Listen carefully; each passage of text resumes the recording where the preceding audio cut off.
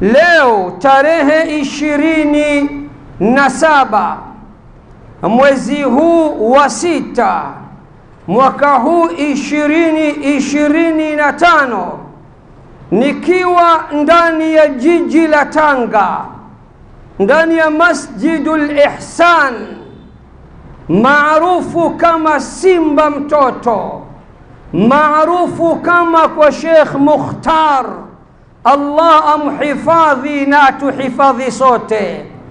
Anwani ya khutba yetu inasema uharamu wa kuvaa hirizi. Uharamu wa kuvaa hirizi. Hirizi ni nini ndugu zangu? Katika vitabu vya tauhid, hirizi huitwa tamima, ambayo jamu yake ni tamaim. Tamima hirizi moja, tamaim hirizi nyingi. Nini maana ya hirizi? Ulamau at-tauhid wal aqida wakati wanatufafanulia maana ya tamima au tamaim, wametuambia huwa ma yuallaqu ala a'naqi as-sibyani lidaf'i al-'ayni wash-sharri. Hirizi ni nini? Hirizi wama adraka ma hirizi. Ulamau at-tauhid wal aqida wanatuambia hirizi ni kitu kinachovishwa, ni kitu wanachovalishwa watoto katika shingo zao au katika mikono yao au katika viuno vyao kwa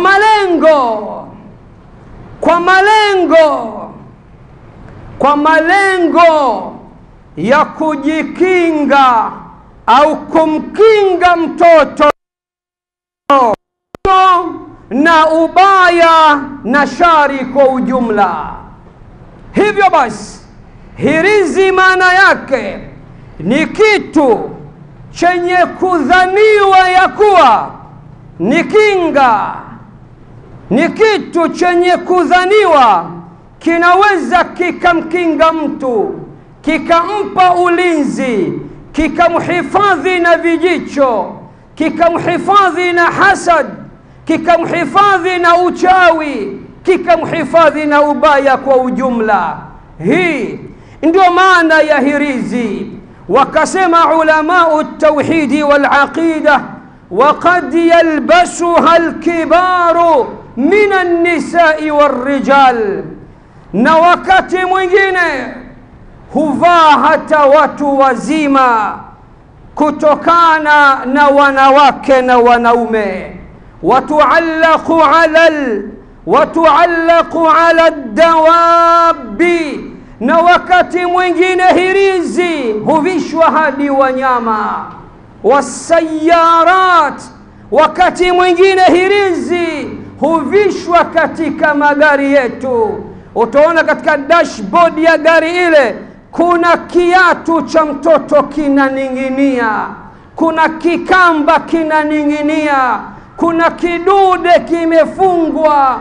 Maskini wa Mungu, mmiliki wa gari kadanganywa, kaingizwa choo cha kike, kaambiwa hii ukivisha kwenye gari lako ajali baibai, na Mungu anakuhifadhi, na wenye vijicho na hasadi na wewe hawatokufanyia ubaya wewe, wala kuifanyia ubaya gari lako.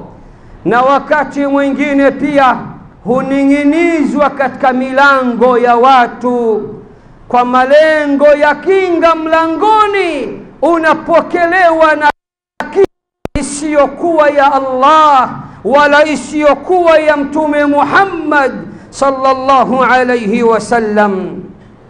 Wakati mwingine hirizi hupewa watu biniyati jalbi alkhairi wa daf'i alsharri, mithla ila al-aini wa ghairiha. Wakati mwingine mtu hupewa hirizi eti kwa ajili ya mvuto, kupata kheri, kupata manufaa na kumuondolea madhara na mabaya kwa ujumla. Hii ni taarif, ni maelezo mafupi kuhusiana na hirizi ni nini. Fama hukmu labsi tamimati fi sharia, nini hukmu sasa ya kuvaa hirizi katika sharia ya dini yetu tukufu ya Uislamu? Aljawabu bikulli wuduhin wa bikulli fasahatin wa balaghatin wa maanin wa bayanin. Jawabu nazungumza kwa ufasaha wa hali ya juu. Jawabu najibu nazungumza kwa ufasaha wa hali ya juu, kwa kinywa kipana kabisa, bila ya kupepesa kabisa, ya kuwa hukmu ya kuvaa hirizi au kuning'iniza hirizi au kutundika hirizi shirkun billah jalla fi ulah, ni shirki, tena shirki kubwa kabisa, ni kumshirikisha Allah jalla fi ulah. Pokea sasa nondo, pokea sasa material, pokea sasa ilmu kutoka katika kinywa kitukufu kitakatifu, kinywa cha Bwana Mtume Muhammad sallallahu alayhi wasallam. Katika musnad ya al-Imam Ahmad rahimahullahu ta'ala, hadithi nambari 16969, Bwana Mtume Muhammad sallallahu alayhi wasallam anasema, man allaqa tamimatan, mwenye kutundika hirizi yoyote, mwenye kuvaa hirizi yoyote, mwenye kuning'iniza hirizi ya aina yoyote, faqad ashraka, huyo bila ya shaka amekwisha fanya shirki, amekwisha mshirikisha Mola wake Allah jalla fi ulah. Al-Imam Shuaib al-Arnaut, al-Imam Shuaib al-Arnaut katika Takhrijul Musnad ukurasa wa 17404 ya Bwana Mtume Muhammad sallallahu alayhi wasallam. Sikiliza sasa hadithi ya pili ambayo inanisaidia mimi na kukusaidia wewe katika kukufahamisha ya kuwa hirizi, makorokoro yote hayo yanayodaiwa ya kuwa ni kinga, huenda yakakukinga na ubaya, ni uongo mtupu, ni uzushi mtupu, na ni madhara matupu, na ni shirki ya wazi kabisa. Al-Imam al-Arnaut katika Takhrijul Musnad ukurasa wa 17404 anapokea hadithi nyingine ya Bwana Mtume Muhammad sallallahu alayhi wasallam. Mvahirizi, mwenye itikadi za hirizi, unayedanganywa siku zote, sikiliza maneno ya mtume wako, mwalimu wako, kiongozi wako, kipenzi chako Mtume Muhammad. Kama kweli wampenda, fanyia kazi mafundisho yake. Bwana Mtume anasema, man allaqa tamimatan, mwenye kuning'iniza hirizi yoyote, mwenye kutundika hirizi yoyote, mwenye kuvaa au akamvisha mtoto wake hirizi ya aina yoyote ile, fala atamma Allahu lah, huyo basi huyo Allah hatomtimizia mambo yake. Hirizi huharibu mambo yako bila ya wewe kujua. Kwa kauli ya Bwana Mtume Muhammad sallallahu alayhi wasallam ya kwamba mwenye kuamini haya mambo ya kinga za kishirikina, atakayevaa hirizi, huyo Allah hatomtimizia mambo yake. Mambo yako badala ya kuwa supa yatakuwa ni shaghala baghala, pangu pakavutia mchuzi. Kisa na mkasa, hirizi na kuharibia mwenyewe hujui, kwa sababu maneno ya Bwana Mtume Muhammad sallallahu alayhi wasallam siku zote hayadondoki na hayagongi ukuta. Amekwisha sema ya kuwa mwenye kutegemea hirizi, mwenye kuvaa hirizi, mwenye kuning'iniza hirizi, mwenye kutundika hirizi, huyo Allah hatomtimizia mambo yake. Kama hili alitosha Imamu Ahmad pia katika Musnad anapokea hadithi nambari 1020. Al-Imamu Ibn Majah anapokea katika sahihi yake hadithi nambari 3531. Al-Imamu Al-Hakim katika Al-Mustadrak anapokea kwa nambari 7692 anna an-nabiy sallallahu alayhi wasallam.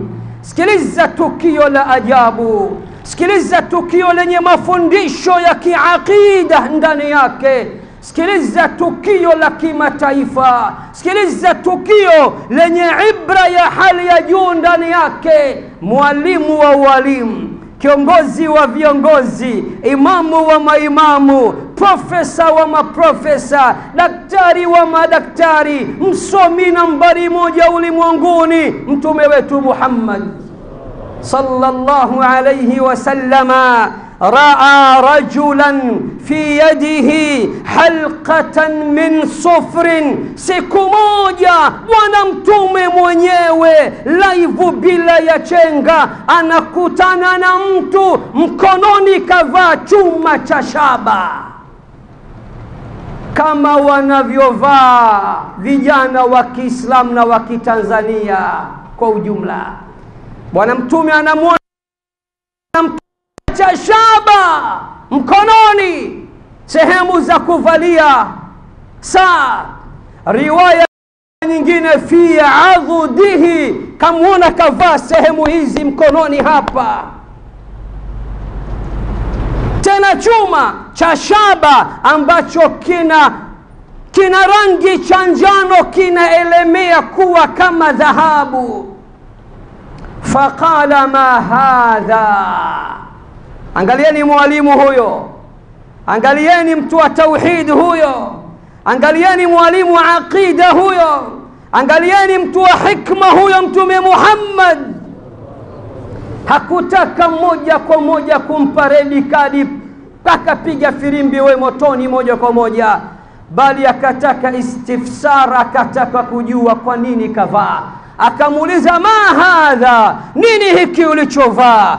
Yule bwana bila ya kupepesa, kwa sababu tayari ni itikadi, na itikadi mbaya ni mbaya siku zote, akasema, minal wahina, hiki ni chuma ya Rasulullah, nimekivaa kama kinga kutokana na ugonjwa wa wahina. Ulama wakasema ugonjwa wa wahina ni ugonjwa, ni homa ambayo ina maumivu makali sana ndani yake, na mara nyingi hushambulia mikono sehemu hizi.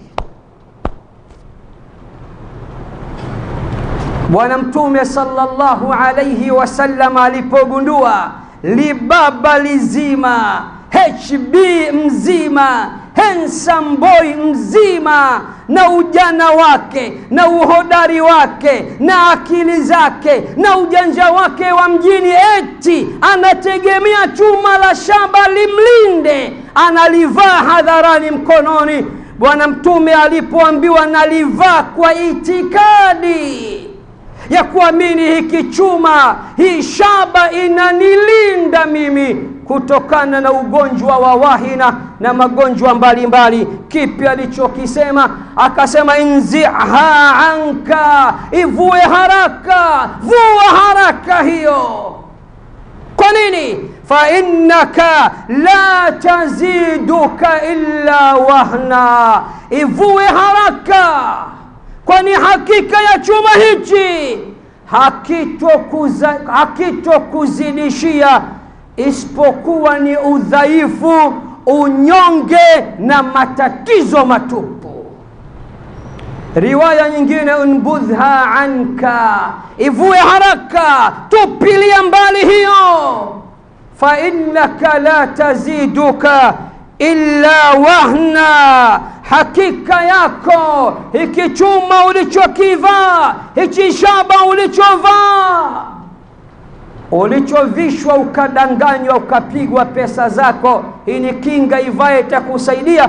Bwana Mtume anamwambia nakuhakikishia haitokuzidishia isipokuwa tabu, shida, udhaifu, unyonge na matatizo matupu. Kisha ndugu zangu, katamka maneno mazito sana Bwana Mtume Muhammad sallallahu alayhi wasallam, akasema maneno haya peke yake ukiondoka nayo na amini utafaulu.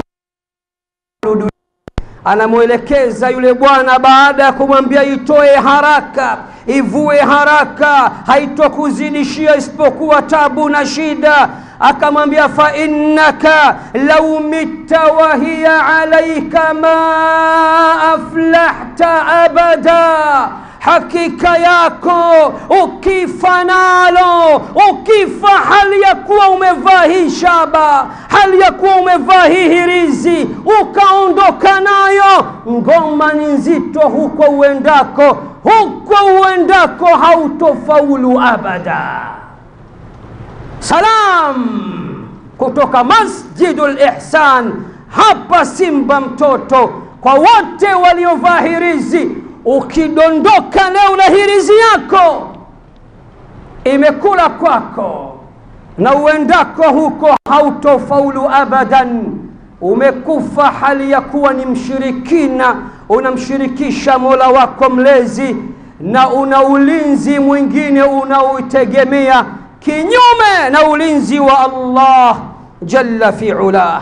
Kama hilo alitoshi katika Musnad ya Imamu Ahmad, hadithi nambari 16950, sallallahu alayhi wasallam. Sasa anafunga kazi kabisa, anasema man ta'allaqa wada'atan fala wada'a Allahu lahu, yeyote atakayening'iniza au akatundika au akavaa au akamvisha mtu hirizi, tena akatumia wadaa, mawe ya baharini, makorokoro ya baharini, kwa kuitikadi ya kuwa ni kinga, itakukinga na vijicho na hasad na visokoro kwinyo.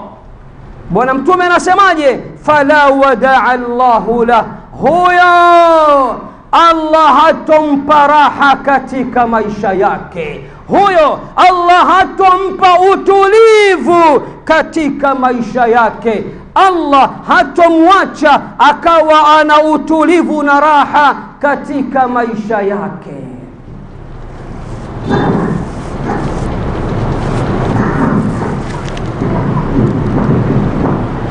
Ndugu zangu Waislamu,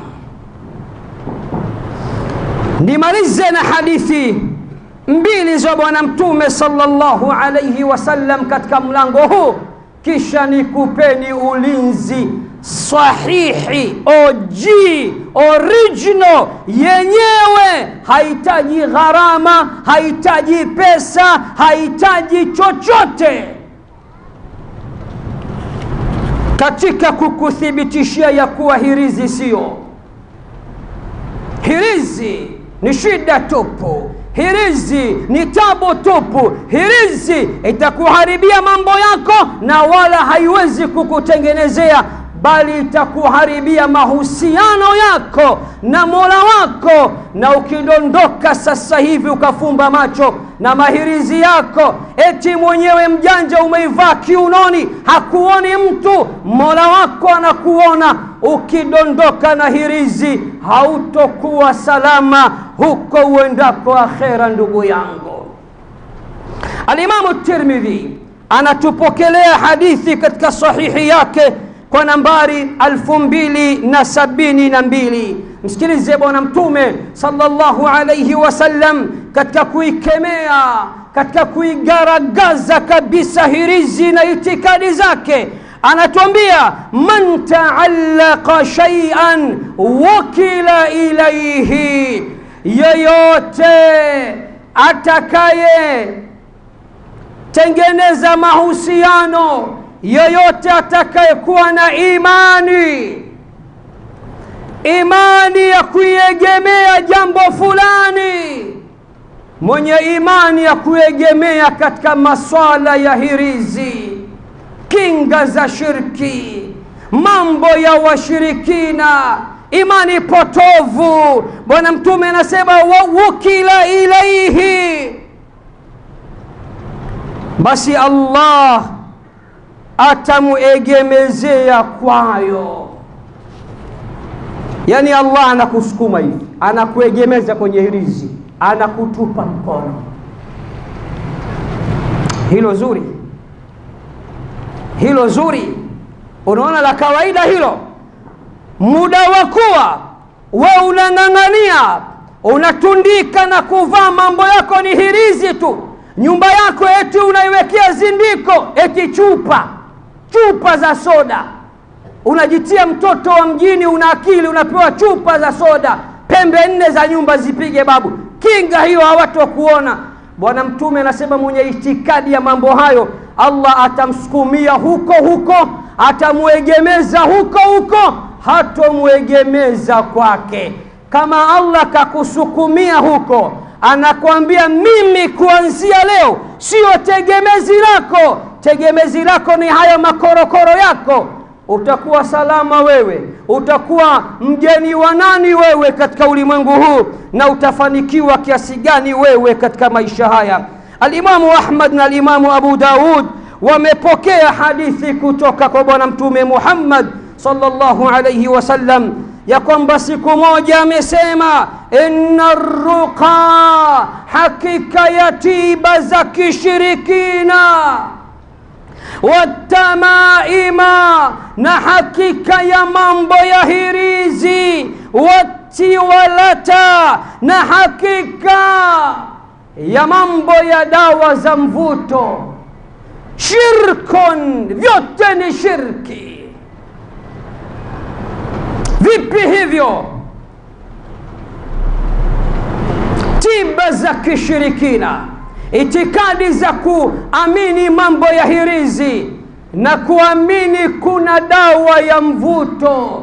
Ukipewa hata kama sio handsome, wanawake wote watakupenda. Kuamini ya kuwa kuna dawa, ukipewa mwanamke unakuwa una mvuto kwa wanaume, na wanaume utakuwa una mvuto kwa wanawake. Kuamini mambo haya matatu, tiba za kishirikina, mambo ya hirizi. Jambo la tatu, mambo ya dawa za mvuto, mambo ya dawa za mvuto. Bwana Mtume anasema vyote hivi ni shirki, ni kumshirikisha Allah jalla fi'ala.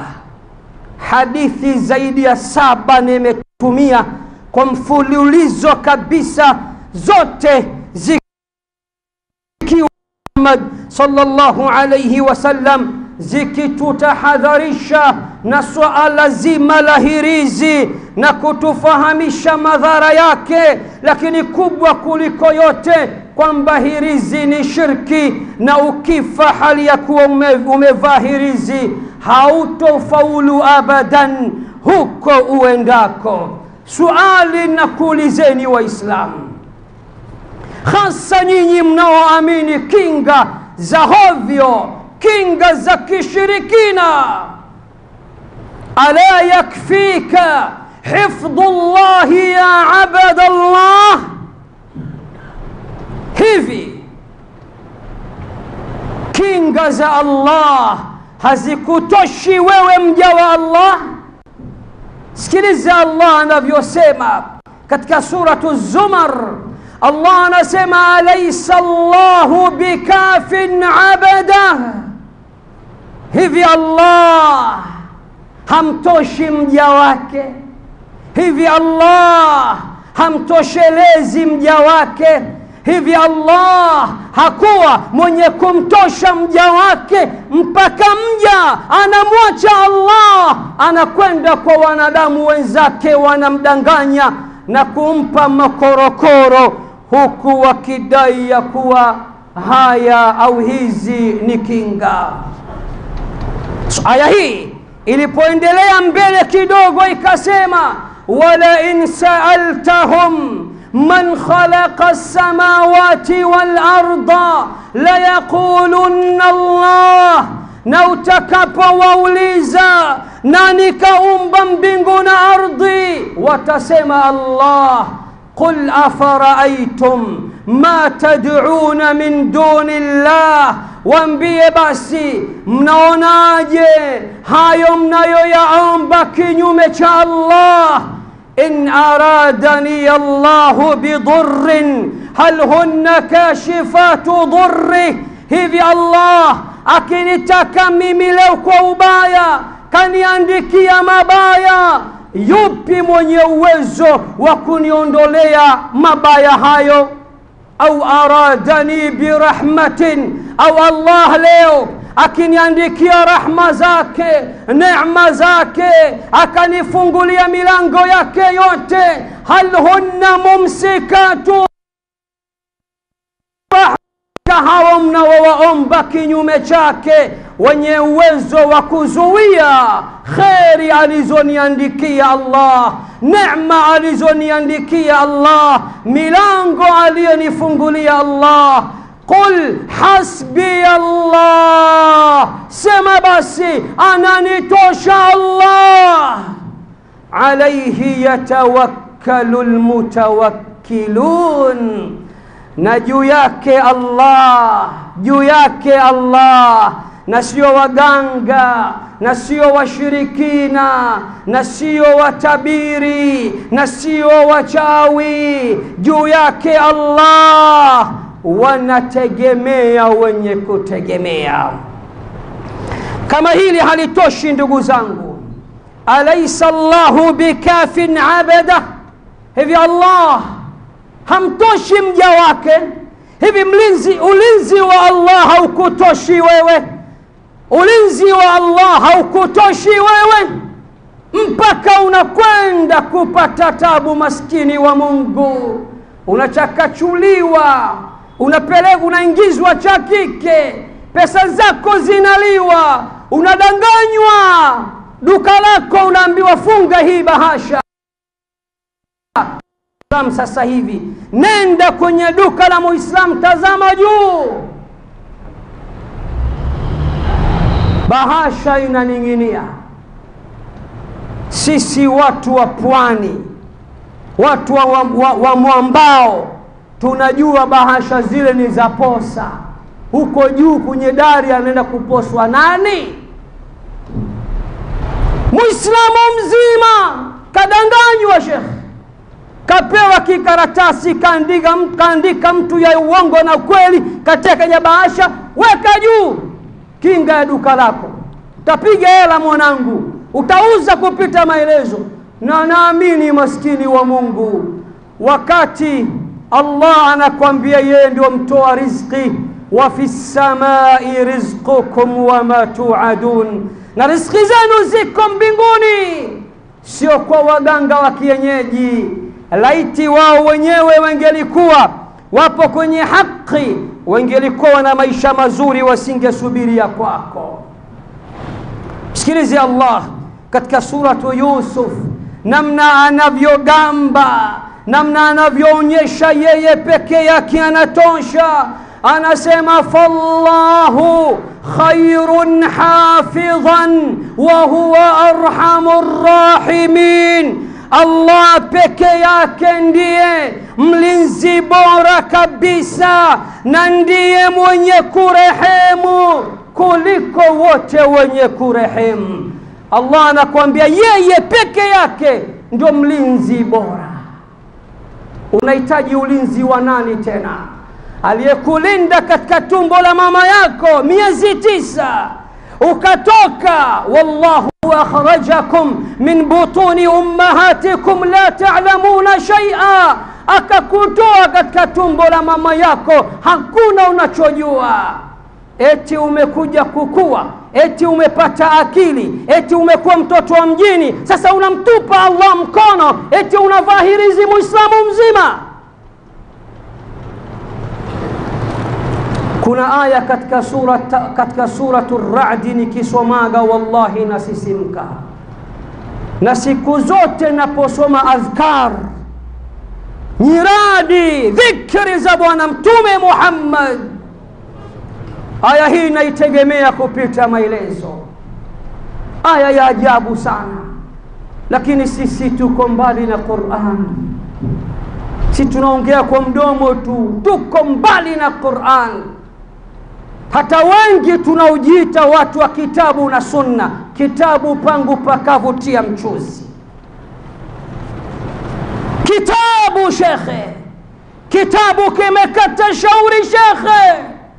Kitabu kinasema suratul Ra'd aya gani, imesema nini, ina uzito gani, kipi na ni yapi. Yaqulu ma tasma'un wastaghfirullaha li wa lakum fastaghfiruhu innahu huwal ghafurur rahim wa huwal barrul karim. Angalieni Allah anavyotupenda. Ndani ya suratul Ra'd Allah anasema lahu mu'aqibatun min bayni yadayhi ومن خلفه يحفظونه من أمر الله. na mwanadamu ana kundi la malaika. Allahu akbar. na mwanadamu ana kundi la malaika, si mmoja shekhe, ana kundi la malaika kutoka mbele yake, kutoka nyuma yake. Kazi yao ni nini? Yahfadhunahu, wanamhifadhi, wanamchunga, wanamlinda min amri Allah, kutokana na amri ya Allah. Hilo babu hulijui? Yani huna haja ya wewe kuwa na pressure. له معقب يديه ومن خلفه يحفظونه من أمر الله. na mwanadamu ana kundi la malaika kutoka mbele yake, kutoka nyuma yake, utadhani mabodyguard. kazi yao nini? yahfadhunahu min amri Allah. kazi yao kubwa ni kumhifadhi, ni kumlinda kwa amri ya Allah, kwa idhni ya Allah, kwa agizo la Allah. Hirizi ya nini sasa? Bali huenda kuvaa kwa hirizi malaika akakwambia bana Allah sisi, au Allah akamwambia basi nendeni. Kwa hadithi nilizosoma, ukiegemea kwa hirizi Allah atakusukuma huko huko. Suratul Isra, miongoni mwa aya ninazozipenda, napenda aya zote, lakini aya hii nikiisoma napata faraja sana mimi binafsi. Aya iliyoweka wazi kabisa kinaga ubaga, ukisoma Qur'an unawapiga tatu bila, ukisoma Qur'an unawapeperusha. wa idha qara'ta al-Qur'ana جعلنا بينك وبين الذين لا يؤمنون بالآخرة حجابا مستورا. na utakaposoma Qur'an tutajalia baina yako na baina ya waovu wasioamini akhera, tutajalia pazia yenye kufunika, yenye kusitiri, hawatokuona shekhe. Na ndio maana bwana mtume akasema alaikum bi surati al-Baqara, shikamaneni na suratul Baqara, fa inna akhdhaha baraka. Suratul Baqara tosha kabisa. Akasema wala tastati'uha al-batara, wachawi hawaiwezi kiboko yao suratul Baqara.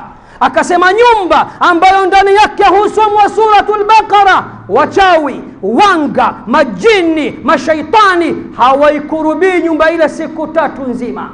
Wakifika wanaona ni bwawa la maji, wakifika jangwa ndio mwisho watakuita ni mwanga. Hana ushe mwanga ule, kumbe hujui babu, hapa nyumba inapigwa Qur'ani babu. Hatuna makorokoro ya baharini, hatuna sisi hapa yai la bundi, hatuna sisi mambo ya kuzindika si chupa za soda, hatuna. Qur'ani shekhe, na Qur'ani imekwisha sema ukipiga Qur'an Allah anakupa hijab, sitara, ulinzi. Wale wasioamini akhera hawawezi kukufikia. Mwisho akasema wa idha dhakarta rabbaka fil Qur'ani wahdahu wallaw ala adbarihim nufura. Allahu akbar, Allahu akbar, Allahu akbar. Inna dina Muhammadin wa kitabahu aqwa wa aqwamu qila la tadhkuru al-kutuba as-sawalifa indahu طلع الصباح فأطفئ القنديل. Allah ni mkubwa. Hakika dini ya Muhammad na kitabu chake vina nguvu zaidi na kauli thabiti zaidi. Usitaje tena vitabu vilivyopita mbele ya Qur'an. Tofauti baina ya Qur'an na vitabu vilivyopita ni sawa na kibatari wakati wa kiza totoro. Kibatari kitakusaidia shekhe, kwa sababu kuna kiza totoro. Kadri jua litakavyochomoza, kibatari chako kinawaka katika chumba chako, lakini kimekwisha funikwa na mwangaza wa jua, na Qur'an imekuja kufunika vitabu vyote. Na utakapomtaja Mola wako mlezi peke yake ndani ya Qur'an, wataingia mitini, watakimbia. Kimbiza hawa wachawi kwa Qur'an, kimbiza hawa wanga kwa Qur'an. Soma Qur'an. Shekhe, mimi sijasoma suratul Baqara, mimi nimeishia qul huwa Allahu, qul a'udhu birabbil falaq, qul a'udhu birabbin nas. Nakwambia hizi qul almuawidhat ni kinga ajabu kabisa. Qul, sema ewe Muhammad, a'udhu birabbil falaq, najikinga kwa Mola anayeleta pambazuko la asubuhi. Najikinga kwa Mola. Hujui kama hii ni kinga? Naomba ulinzi kwa Mola anayeondoa kiza cha usiku akaleta mwangaza wa asubuhi. Min sharri ma khalaq, najikinga kwake aniepushe, anikinge, anihifadhi na shari zote alizoumba. Wa min sharri ghasiqin idha waqab, na najikinga kwa Mola wangu anikinge na shari za usiku unapoingia. Wa min sharri naffathati fil uqad, na najikinga kwa Mola wangu anikinge na wanga wenye kutengeneza vifundo, wakapuliza vifundo wakatengeneza uchawi, anikinge nao. Wa min sharri hasidin idha hasad, na najikinga kwa Mola wangu aniepushe na shari za hasidi pindi atakapohusudu. Qul a'udhu birabbil falaq peke yake imemaliza kila kitu. Lakini mimi na wewe hatuna habari, na pengine maskini hatujui tafsiri yake. Huenda wale wasiojua tafsiri leo nakwambia qul a'udhu birabbil falaq ni sura ya kinga. Piga mara 3 asubuhi, mchana, jioni. Kila ukiswali swala 5 piga mara 3. Kila unapokwenda sehemu soma kwa nia ya kinga maneno ya Allah. Unamwomba Allah ulinzi kutokana na shari zote alizoumba. unamwomba Allah ulinzi kutokana na shari za usiku, unamwomba Allah ulinzi kutokana na shari za wachawi, unamwomba Allah ulinzi kutokana na shari za mahasidi. Haijamaliza, haina gharama Sheikh.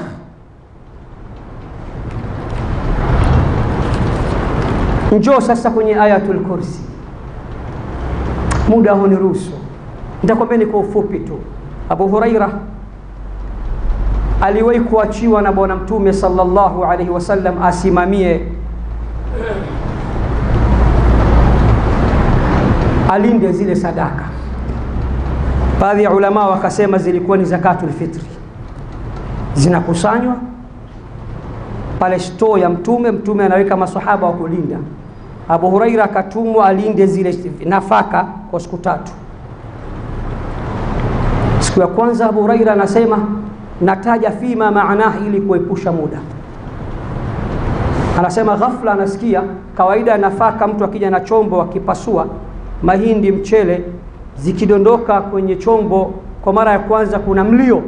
Akasikia mlio kama kuna mtu anapasua nafaka zile.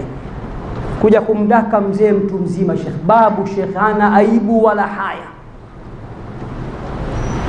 Akamwambia, mimi nasikia njaa na matatizo na watoto wajukuu. Kamlalamikia hali.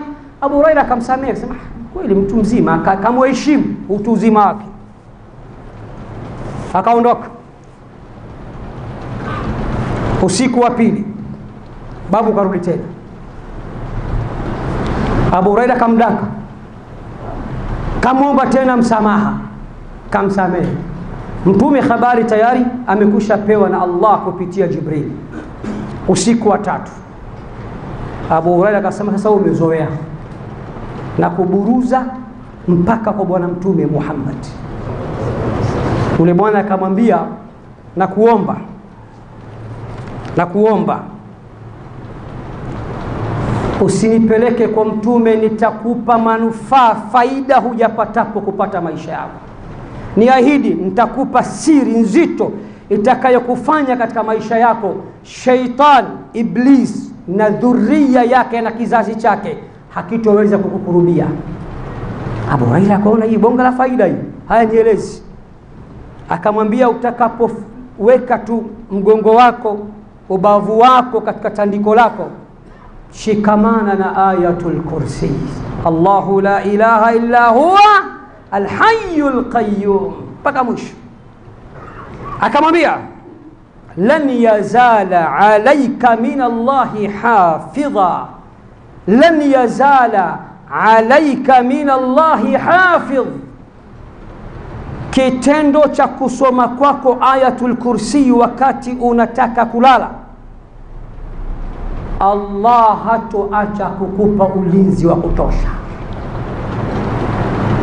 Picha yaonyesha bwana mtume hakuwahi kutoa somo hilo kwa masahaba bado, sababu bado mtume ana muda kufundisha.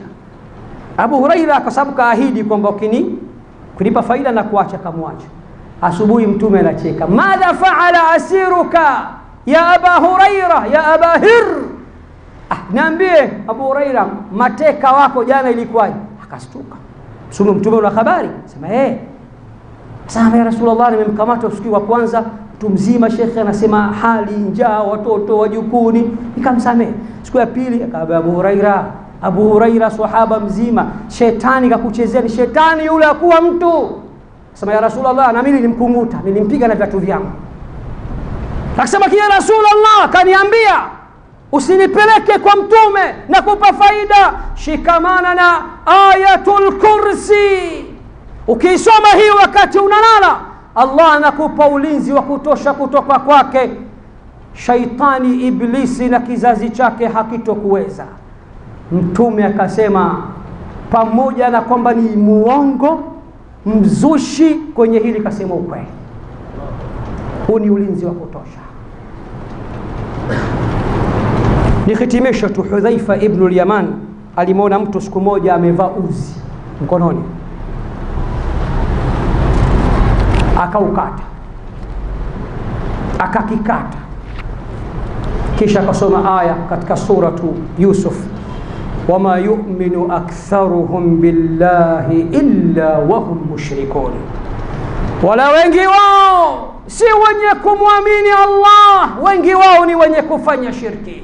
Hivyo basi kuvaa uzi mkononi ni shirki, kumvalisha mtoto mkononi uzi ni shirki, kumvalisha mtoto sijui mvuje shirki, kumvisha mtoto sijui chumvi shirki, kumwekea yai la kienyeji kwenye kichwa chake shirki. Zote ni itikadi potovu. Wasomeeni watoto wenu qul huwa Allahu ahad, qul a'udhu birabbil falaq, qul a'udhu birabbin nas. Wapulizeni kama alivyokuwa akifanya bwana Mtume Muhammad sallallahu alayhi wasallam. Alikuwa akiwasomea na akimaliza na dua anawaambia wajukuu zake, u'idhukuma bikalimati llahi tammat min sharri ma khalaq.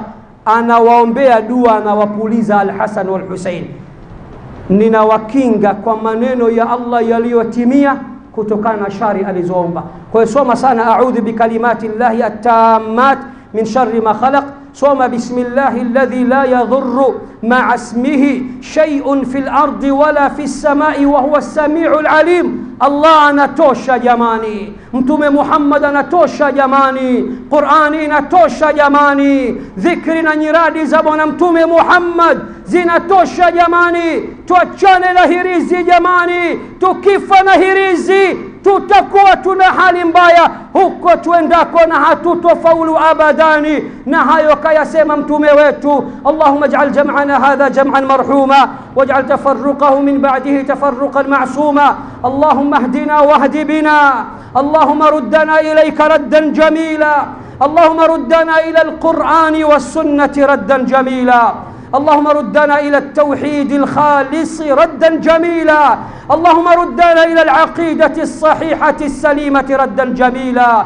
اهدنا واهد بنا، اللهم اهد أولادنا، اللهم واهد بناتنا، اللهم واهد نساءنا، اللهم واهد رجالنا، واهدنا جميعا إلى صراط مستقيم. اللهم صل وسلم على سيدنا محمد وعلى آل محمد كما صليت على إبراهيم وعلى آل إبراهيم إنك حميد مجيد، وبارك اللهم على محمد وعلى آل محمد كما باركت على إبراهيم وعلى آل إبراهيم في العالمين إنك حميد مجيد. سبحان ربك رب العزة عما يصفون وسلام على المرسلين والحمد لله رب العالمين. وأقم الصلاة.